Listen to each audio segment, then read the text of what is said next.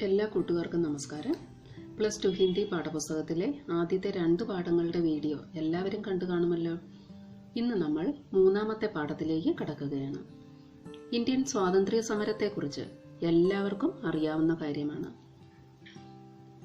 പതിറ്റാണ്ടുകളുടെ പ്രയത്നത്തിന്റെയും ലക്ഷക്കണക്കിന് ആളുകളുടെ ആത്മബലിയുടെയും ഫലമായി 1947 ഭാരതം സ്വതന്ത്രമായി. നമ്മുടെ രാഷ്ട്ര നിർമ്മാതാക്കളുടെ കൂട്ടത്തിൽ ജവഹർലാൽ നെഹ്റുവിന്റെ പേര് സർവോപരിയാണ്. നെഹ്റു സ്വതന്ത്ര ഭാരതത്തിലെ ആദ്യത്തെ പ്രധാനമന്ത്രിയായിരുന്നു. അദ്ദേഹം പ്രഗത്ഭനായ ഒരു രാഷ്ട്രീയ നേതാവും ഭരണകർത്താവും മാത്രമല്ല, മഹാനായ ചിന്തകനും സാഹിത്യകാരനും കൂടിയായിരുന്നു. വിശ്വ ഇതിഹാസ് കി ഝലക്, മേരി കഹാനി, ഹിന്ദുസ്ഥാൻ കി കഹാനി, ഭാരത് കി ഖോജ് തുടങ്ങിയവ അദ്ദേഹത്തിന്റെ പ്രസിദ്ധ രചനകളാണ്. ഈ രചനകളിലെല്ലാം ദേശസ്നേഹം, പുരോഗമന ചിന്താഗതി, ശാസ്ത്രീയമായ കാഴ്ചപ്പാട് എന്നിവ നിറഞ്ഞിരിക്കുന്നു. 1947 ഓഗസ്റ്റ് 14 അർദ്ധരാത്രി ദില്ലിയിലെ ചെങ്കോട്ടയിൽ ത്രിവർണ പതാക ഉയർത്തിക്കൊണ്ട് പണ്ഡിറ്റ് ജവഹർലാൽ നെഹ്റു രാഷ്ട്രത്തിനോട് ചെയ്ത പ്രസംഗത്തിന്റെ പ്രസക്ത ഭാഗമാണ് നമ്മുടെ പാഠഭാഗം.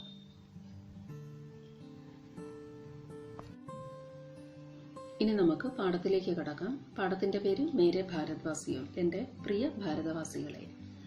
കയി വർഷോം പഹലെ ഹംനെ നിയതി കോ മിൽനെ കാ ഏക് വചൻ ദിയാ ഥാ. നിയതി എന്ന് പറഞ്ഞാൽ വിധി. ഒരുപാട് വർഷങ്ങൾക്ക് മുൻപ് നമ്മൾ വിധിയുമായുള്ള കൂടിക്കാഴ്ചയുണ്ടാകും എന്ന് പറഞ്ഞിരുന്നു. അവർ അബ് സമയ് ആ ഗയാ ഹേ കി ഹം അപ്നെ വചൻ കോ നിഭായേ. നിഭാന പാലിക്കുക. എന്നാൽ ഇന്ന് ആ സമയം എത്തിയിരിക്കുന്നു. അന്ന് തന്ന വാക്ക് പാലിക്കുവാനുള്ള സമയം എത്തിയിരിക്കുന്നു. പൂരി തരഹ് ന സഹി, പൂർണ്ണമായിട്ടും പാലിക്കാൻ കഴിഞ്ഞില്ല എങ്കിലും, ലേക്കിൻ ബഹുത്ത് ഹദ് തക്ക്, ഭാഗികമായിട്ടെങ്കിലും.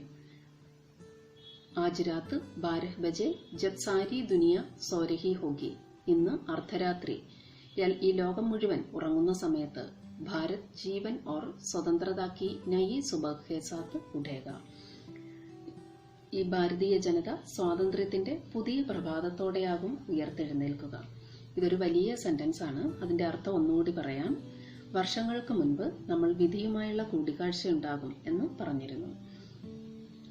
അന്ന് നിങ്ങൾക്ക് നൽകിയ വാഗ്ദാനങ്ങൾ പൂർണ്ണമായിട്ടും പാലിക്കാൻ കഴിഞ്ഞില്ല എങ്കിലും ഭാഗികമായിട്ടെങ്കിലും പാലിക്കുന്നതിനുള്ള സമയം വന്നു ചേർന്നിരിക്കുന്നു. ഇന്ന് അർദ്ധരാത്രിക്ക് ഈ ലോകം മുഴുവൻ നിദ്രയിലാകുമ്പോൾ നമ്മുടെ ഭാരതീയ ജനത സ്വാതന്ത്ര്യത്തിന്റെ പുതിയ പ്രഭാതത്തോടെയാകും ഉയർത്തെഴുന്നേൽക്കുക.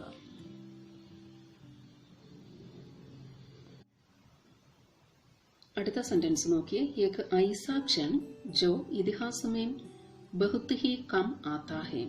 ഇങ്ങനെയുള്ള ഒരു നിമിഷം, ക്ഷൺ എന്ന് പറഞ്ഞാൽ നിമിഷം, ഇതിഹാസ് ചരിത്രം. ഇങ്ങനെയുള്ള ഒരു നിമിഷം ചരിത്രത്തില് വളരെ അപൂർവമായേ കാണാറുള്ളൂ. ജബ് ഹം പുരാനെ കോ ഛോഡ്, നമ്മൾ പഴയതെല്ലാം ഉപേക്ഷിച്ച് നയേക്കി തരഫ് ജാത്തേ ഹേ, പുതുമയിലേക്ക് പോവുകയാണ്. ജബ് ഏക് യുഗ് കാ അന്ത് ഹോത്താ ഹേ, ഒരു യുഗമാണ് അവസാനിക്കുന്നത്. അന്ത് അവസാനിക്കുക, അവസാനം. അവർ ജബ് വർഷോം സേ ശോഷിത്, ശോഷിത് എന്ന് പറഞ്ഞാൽ ചൂഷണം ചെയ്യപ്പെട്ട, വർഷങ്ങളാൽ ചൂഷണം ചെയ്യപ്പെട്ട, ഏക് ദേശിക്ക് ആത്മ, ഒരു ദേശത്തെ ജനങ്ങള് അവർ അപ്പിനി ബാത്ത് കഹ് സക്തി ഹെ, ഇന്ന് ആ ജനങ്ങൾക്ക് അഭിപ്രായ സ്വാതന്ത്ര്യം വന്നിരിക്കുന്നു. യഹ് ഏക് സംയോഗ് ഹെ, ഇത് ഒരു കോയിൻസിഡൻസ് ആണ്, യാദൃച്ഛികമായി സംഭവിച്ചതാണ്. ഇസ് പവിത്ര മൗക്കെ പർ, ഈ പവിത്രമായ മൗക്ക എന്ന് പറഞ്ഞാൽ അവസരം, ഈ പവിത്രമായ അവസരത്തിൽ ഹം സമർപ്പൺ കെ സാത്ത്, നമ്മൾ വളരെ ഡെഡിക്കേഷനോടുകൂടി, ഖുദ് കോ ഭാരത് ഓർ, ഖുദ് എന്ന് പറഞ്ഞാൽ സ്വയം, നമ്മൾ സ്വയം, ഭാരത് ഓർ ഉസ്കി ജനതാ കി സേവ, ഭാരതത്തെയും അവിടെയുള്ള ജനങ്ങളെയും സേവിക്കുക. അവർ ഉൻസേ ഭി ബഡ്കർ, അതിലുപരി സാരി മാനവതാ കി സേവ കർനെ കെ ലിയെ പ്രതിജ്ഞ ലേ രഹേ ഹേ, എല്ലാ മാനവരാശിയെയും സേവിക്കുന്നതിനുള്ള പ്രതിജ്ഞ എടുക്കുകയാണ്.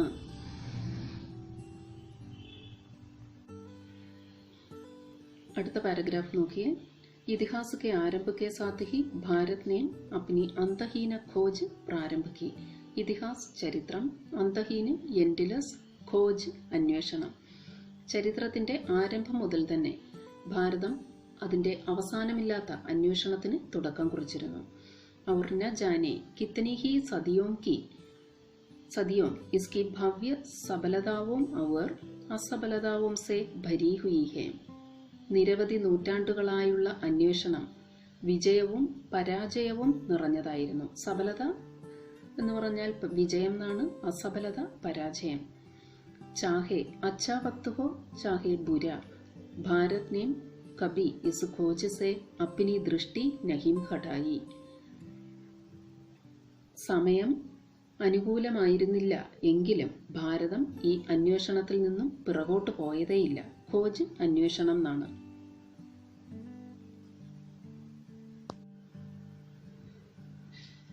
और कभी भी अपने उन आदर्शों को नहीं भूला जिसने इसे शक्ति दी. ആ സെന്റൻസിന്റെ അർത്ഥം ഒന്നുകൂടി പറയാം. സമയം അനുകൂലമല്ലായിരുന്നുവെങ്കിലും നമുക്ക് ശക്തി പകർന്നു നൽകിയിരുന്ന ഈ അന്വേഷണത്തിൽ നിന്നും നാം പിറകോട്ട് പോയതേയില്ല.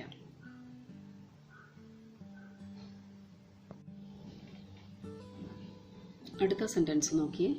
आज हम दुर्भाग्य के एक युग का अंत कर रहे हैं और भारत पुनः खुद को खोज पा रहा है. ദുർഭാഗ്യ എന്ന് പറഞ്ഞാൽ ദൗർഭാഗ്യം,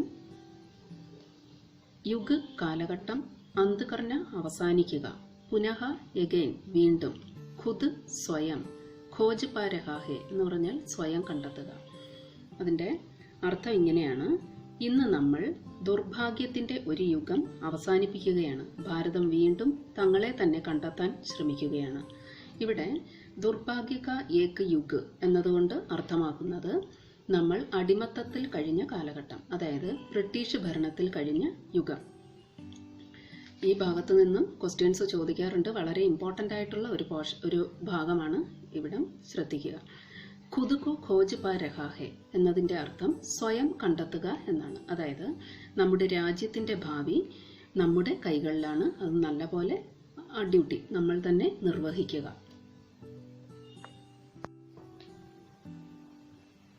आज हम जिस उपलब्धि का उत्सव मना रहे हैं वह महज एक कदम है नए अवसरों के खुलने का. ഉപലബ്ധി എന്ന് പറഞ്ഞാൽ നേട്ടം.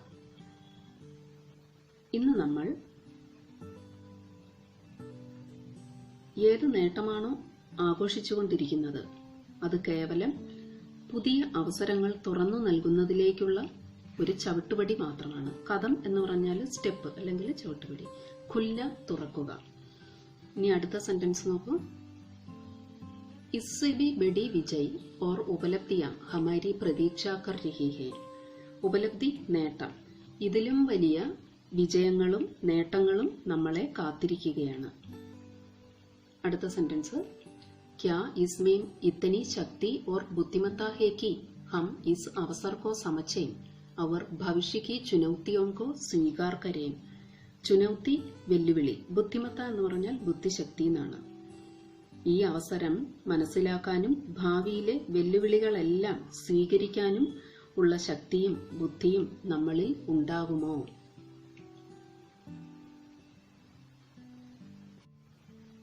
അടുത്ത സെന്റൻസ് നോക്കിയേ.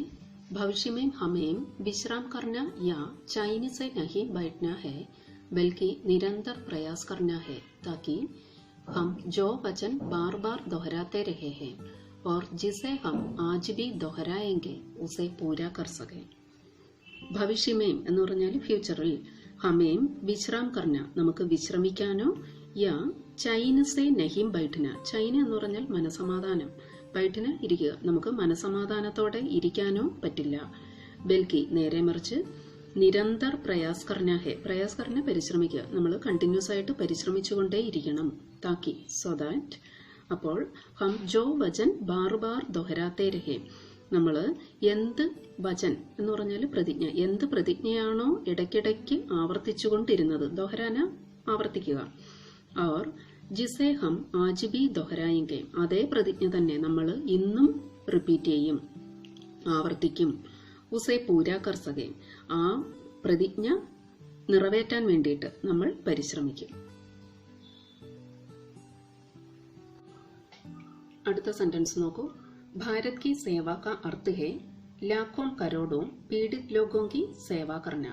ഭാരതത്തെ സേവിക്കുക എന്നതിന്റെ അർത്ഥം ലാഖോം കരോടോം ലക്ഷക്കണക്കിന് കോടിക്കണക്കിന് പീഡിത ലോകവും മർദ്ദിക്കപ്പെട്ട ജനങ്ങളെ സേവിക്കുക. ഇസ്കാ മതലബ് ഹേ, മതലബ് എന്ന് പറഞ്ഞാൽ അർത്ഥം. ഇതിന്റെ അർത്ഥം ഇതാണ്: ഗരീബി ഓർ അജ്ഞാനത കോ മിഠാന. ഗരീബി എന്ന് പറഞ്ഞാൽ പോവർട്ടി, ദാരിദ്ര്യം. അജ്ഞാനത, അറിവില്ലായ്മ. നമ്മളുടെ രാജ്യത്ത് നിന്നും അറിവില്ലായ്മയും ദാരിദ്ര്യവും മിഠാന, ഇല്ലാതാക്കുക. ബീമാരിയും ഓർ അവസർക്കി അസമാനത കോ മിഠാന. അസുഖങ്ങളും അതുപോലെ അസമത്വവും ഇല്ലാതാക്കുക. ഹമാരി പി ടി കെ സബ്സെ മഹാൻ വ്യക്തി. ഇവിടെ നമ്മളുടെ തലമുറയിൽപ്പെട്ട, പി ടി എന്ന് പറഞ്ഞാൽ തലമുറ, നമ്മളുടെ തലമുറയിൽപ്പെട്ട ഏറ്റവും മഹാനായ വ്യക്തി എന്ന് ഉദ്ദേശിക്കുന്നത് ഗാന്ധിജിയാണ്. ഗാന്ധിജിയുടെ ആഗ്രഹവും മഹത്വാകാംക്ഷ എന്ന് പറഞ്ഞാൽ ആഗ്രഹവും ഇതുതന്നെയായിരുന്നു. ഹർ ഏക്ക് ആങ്ക്സെ, ഓരോരുത്തരുടെയും കണ്ണുകളിൽ നിന്നും ആസു മിട്ടുചായം. ആസു കണ്ണുനീര്, കണ്ണുനീര് ഇല്ലാതാക്കുക. അതായത് ഓരോരുത്തരുടെയും സങ്കടങ്ങൾ ഇല്ലാതാക്കുക എന്നതായിരുന്നു ഗാന്ധിജിയുടെയും ആഗ്രഹം.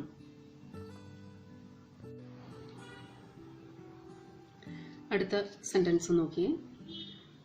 ഷായത് യേ ഹമാരെ ലിയേ സംഭവ് ന ഹോ. ഷായത് എന്ന് പറഞ്ഞാൽ ഒരുപക്ഷെ ഇത് നമ്മളെ കൊണ്ട് സംഭവ് ന ഹോ, സാധ്യമായില്ല എങ്കിലും, പർ ജബ് തക്ക് എന്നുവരെ, ലോകോങ്കി ആഘോമേം, ആഘോ കണ്ണുകൾ, എന്നുവരെ ജനങ്ങളുടെ കണ്ണുകളിൽ, ആസുഹേ കണ്ണുനീരുണ്ടാവുമോ, അവർ വേ പീഡിതേം എന്നുവരെ ജനങ്ങൾ ദുഃഖിതരായിരിക്കുന്നുവോ, തബ് തക്ക് അന്നുവരെ, ഹമാരാ കാം ഖതം നഹീം ഹോഗ. ഖതം നഹീം, ഖതം എന്ന് പറഞ്ഞാൽ അവസാനിക്കുക എന്നാണ്. അന്നുവരെ നമ്മളുടെ ഉത്തരവാദിത്വം അവസാനിക്കുന്നില്ല. അവർ ഇസ്ലിയെ ഹമേം പരിശ്രം കർണ ഹോഗ. അതുകൊണ്ട് നമ്മൾ പരിശ്രം കർണ, പരിശ്രമിച്ചുകൊണ്ടേയിരിക്കുക. താക്കി അപ്പോൾ ഹം അപ്നെ സ്വപ്നോങ്കോ സാകാർ സകയും. അപ്പോൾ നമുക്ക് നമ്മളുടെ സ്വപ്നം സാകാർ കർ സകെ, സാക്ഷാത്കരിക്കാൻ പറ്റും.